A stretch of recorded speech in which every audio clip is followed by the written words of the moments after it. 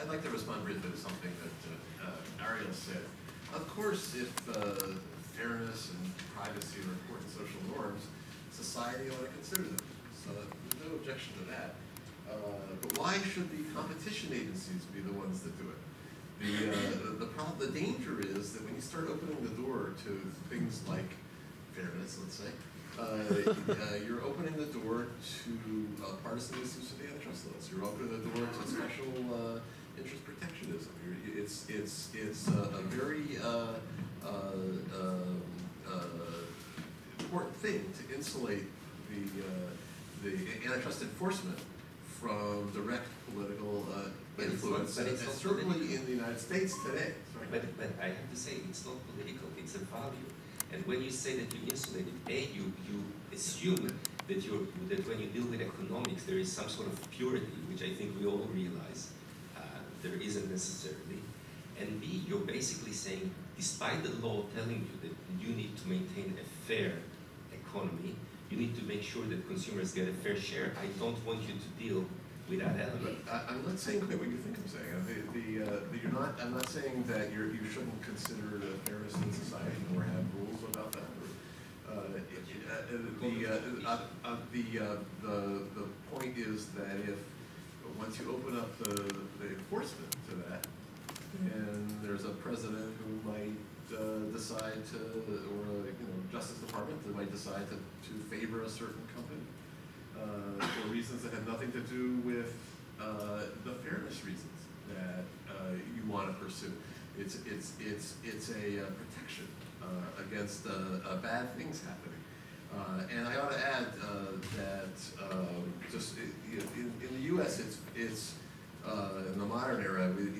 The antitrust enforcement really is, and the courts are also highly insulated from direct political influence. You can get investigations opened through political pressure. In certain areas of interest, that's fine, and you can get politics mattering indirectly because people have ideological predispositions and they're appointed to their positions because of that. But it's not the same thing as what I'm worrying about here, where the problem that I'm trying to prevent is that a particular company or interest group gets rewarded, creates barriers to entry or something like that to protect itself, simply because of its who it is. Not because the outcome would advance general public interest goals, even if they included fairness. Just a short response of Ariel, and then we will have time for one question. Just to be clear, no one is talking about direct influence. Just to be very clear, the study that speaks about capture, it's some sort of wider capture, so completely indirect. Just not to have any doubt there. And in terms of the goals, I personally